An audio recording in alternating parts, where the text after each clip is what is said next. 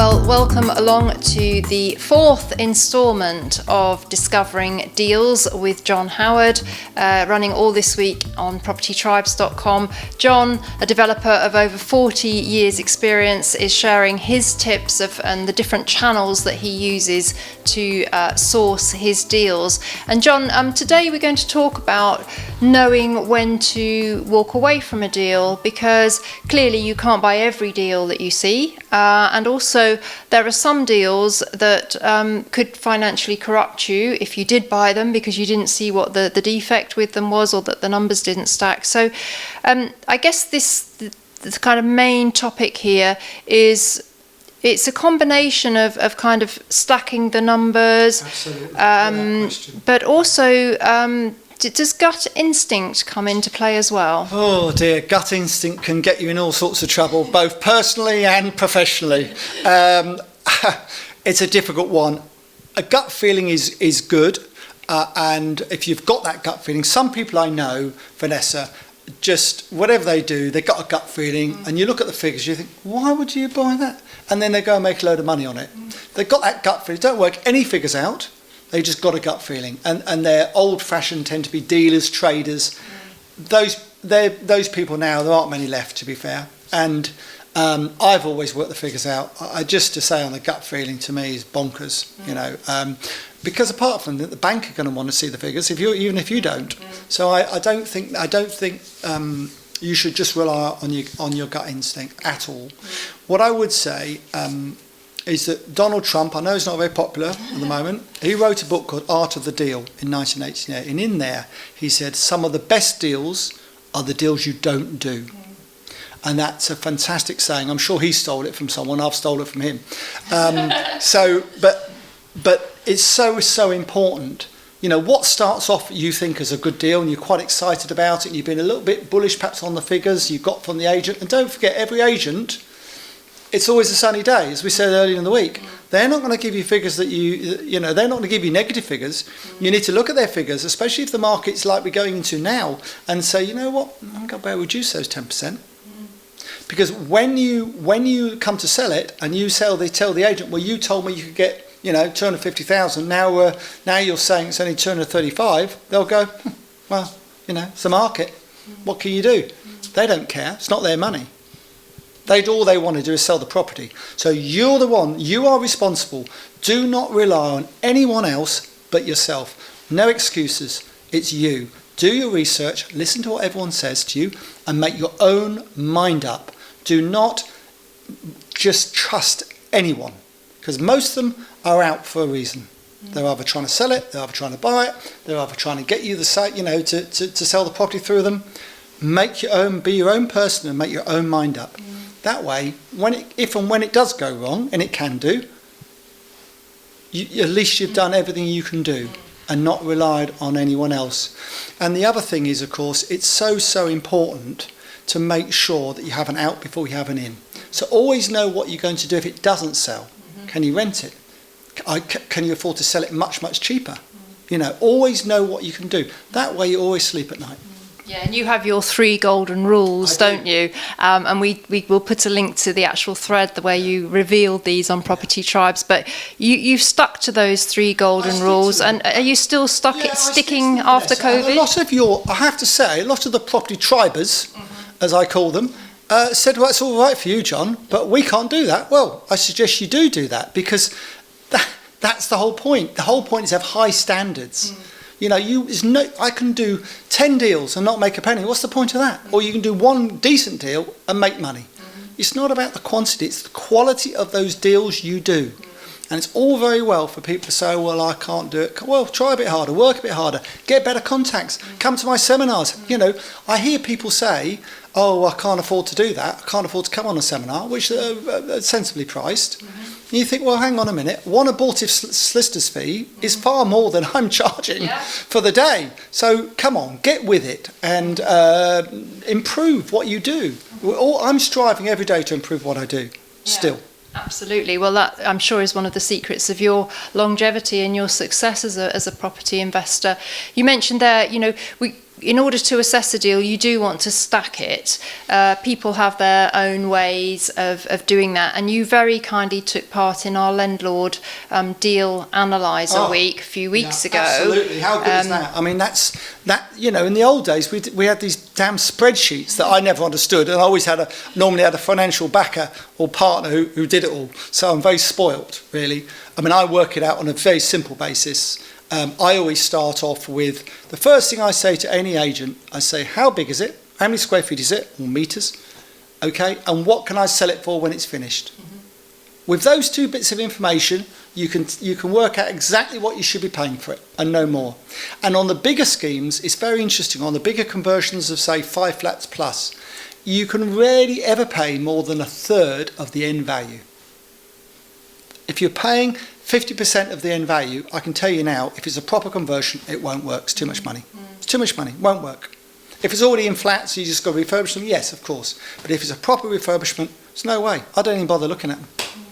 Well, we will put the video of John taking part in the Landlord Deal Analyzer week in the footer of this thread, because we talk more about using actual digital tools like Landlord to analyse deals. But John, do you we all have cognitive biases again, and they can kind of lead us down a road that perhaps we shouldn't go by. We have to be aware of our biases. I know that the one time I kind of let my own bias about something, affect it didn't turn out well. So we have to be aware of our own kind of thought processes in this and make sure that we overcome any issues of that nature. I mean, most people will find a niche which they're good at and they're comfortable with, and there's nothing wrong with that.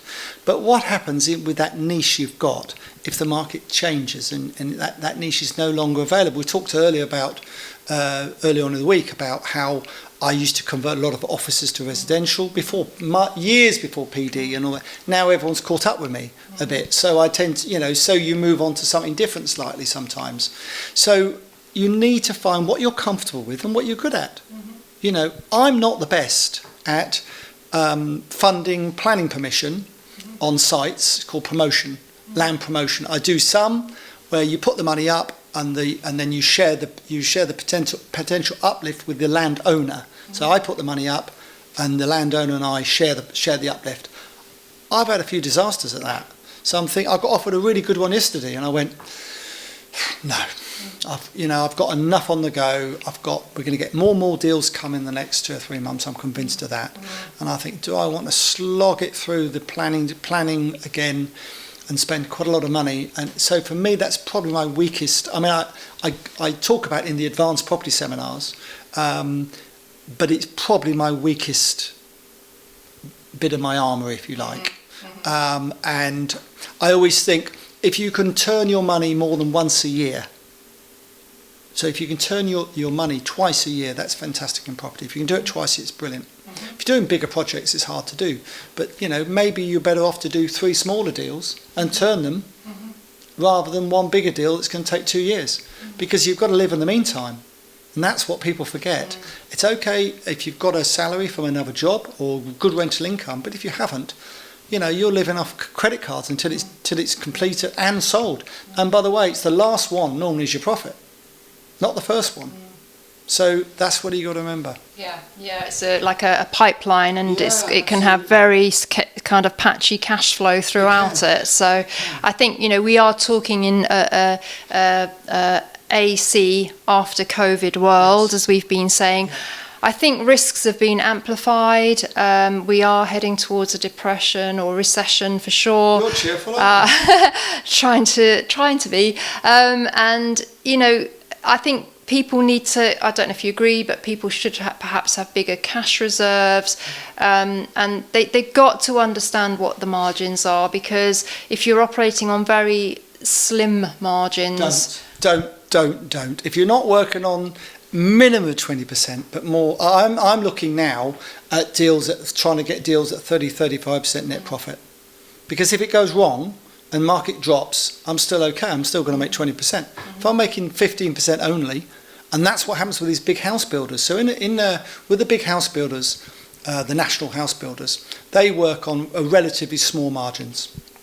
And what happens in a recession, those margins get written off, and all their land banks get written down. Their values get written down. But all they do is then go and raise a load of new money from the city, and off they go again. But if you're a private investor, you can't do that. You've got to live with the fact that those properties are worth 30% less than they were 3 years ago. And when the bank come and say to you, oh, by the way, we're just going to revalue those properties because your loan has run out and you need a new agreement. Oh, look, they're worth 30% less. Are you going to put the balance in to bring it up to 65% loan to value ratio? Oh, you can't do. Oh well, we'll just take them off you and sell them then. So you've got to be careful, and it's a micro market. And people say to me, "Oh yeah, John, but this area will never go down." It may not do, but other areas will, and you need to be careful.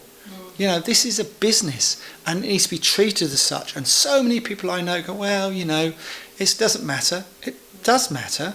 It's business, and it matters. And the stress and the worry that can be caused to you and your family during this time isn't worth having, especially if you can avoid it. Anticipate what might happen and do something about it now. If you've got a project now that is a little bit iffy, do something about it now. Don't leave it till next summer when I think the market will be a lot worse. Don't bury your head in the sand. Make it happen. Whatever you want to do, make it happen. You have to drive it forward. You're the only one who can drive it forward. No one else will. Solicitor certainly won't. Bank manager won't. Agent will try and help a little bit. You're the only one. Drive it forward. No, I totally agree. You can't stick your head in the sand anyway, let alone when we're facing the fallout of the COVID-19 lockdown. I just wanted to address the issue of heart versus head, John, and that emotional attachment that some people have to their properties and their developments.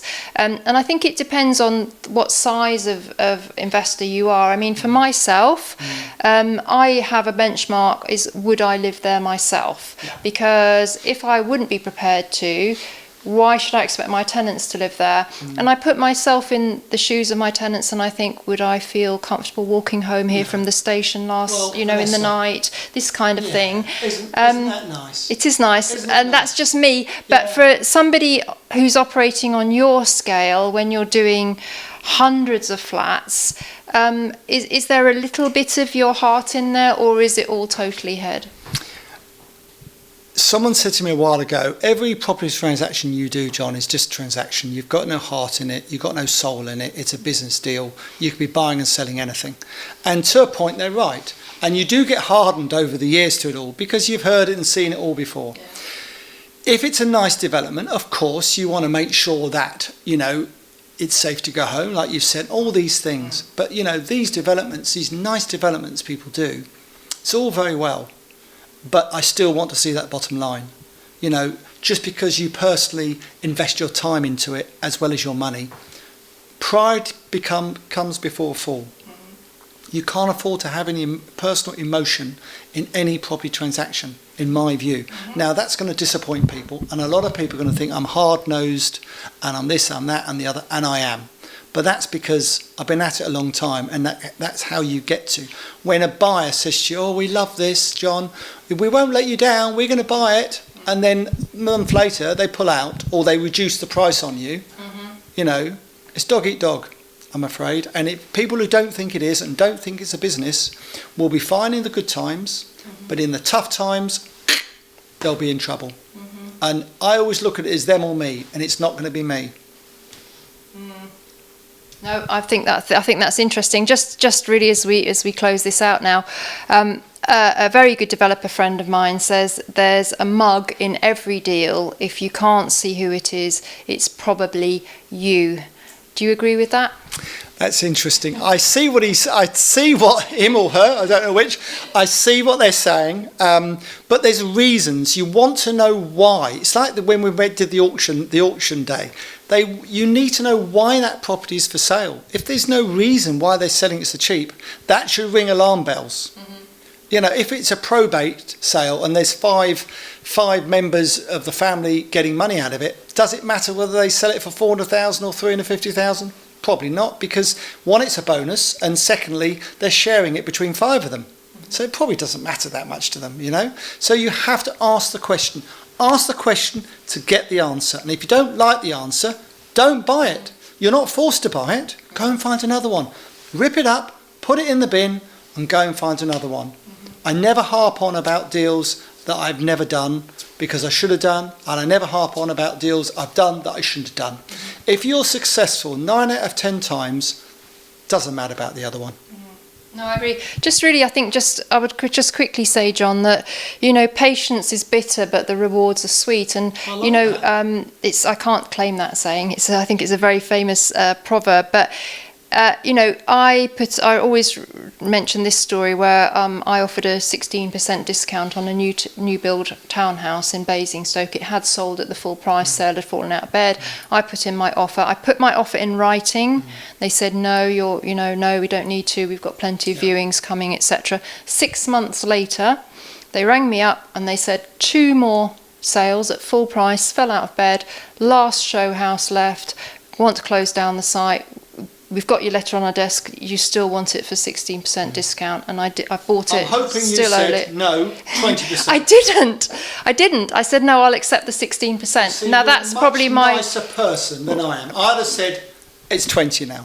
Probably more inexperience, maybe naivety. No, I think you're just nicer. Okay, thank you. I'll accept that. So, you know, put your offers in writing, walk away, be cool. They might come back to you months later. But always be polite and courteous. Yeah. Don't say, "Oh, stuff it then." Always leave a situation so they can come back to you another day and go, "Hi, John. Hi, Vanessa. You know what you did a few months ago? Do you remember that deal? You know, you made an offer on. I get all the time. Would you still be interested?" So, well, I would, but the market's changed, you know. So you always lowering their expectations all the time, because they've got to go back and explain to the vendor why they should take the offer you've made. They're the middle person. They're the middleman lady. That's what they do. They convince people, and the good ones are very good at it. Well, below this thread, I will put my famous offer letter template, which I know many Property Tribes users have used to get a good discount on a property. But I think if you come along to your courses, John, these are all the kind of things and resources that you help your students with. And you've got your, you know, making property work for you, which is kind of the starter course. You've got property at auction. Starter course, but what I would say, if you've got 2 or 3 properties, it's very relevant. You know, all those things apply. So whether you're starting out or whether you've done some, that's fine. And then we've got the buying and selling auction, which I think is just essential in the next 2 years if you're serious about property. And then we've got the advanced property development and investment for more sophisticated investors who perhaps have done more and want to do more still, and have got funds to do so. And again, you know, I go through some of the bigger sophisticated deals and how to structure them and how to make them successful. Fantastic. Well, that leads me nicely on to say that tomorrow's instalment, our final instalment of this week, is going to be tapping into John's kind of knowledge of how to source property deals out of the box. Now, we hear this term of buying off market, or it never reached the market. We're going to dig down deep onto that and see if it is actually possible and how you find those kind of deals. So please do join us tomorrow as our Discovering Deals Week with John Howard continues, and also please do check out John's training days. I'll put a link below this video because they're extremely reasonably priced, and you get John all day in a small group of people, and you can pick his brain through the entire day and really download all your kind of knowledge. Absolutely, and I'm happy to help as many as I can. I know you are. Okay, so thanks for watching this instalment, and John and I will see you back tomorrow for the final instalment of our Discovering Deals Week. And I think we might have saved the best till last. No pressure.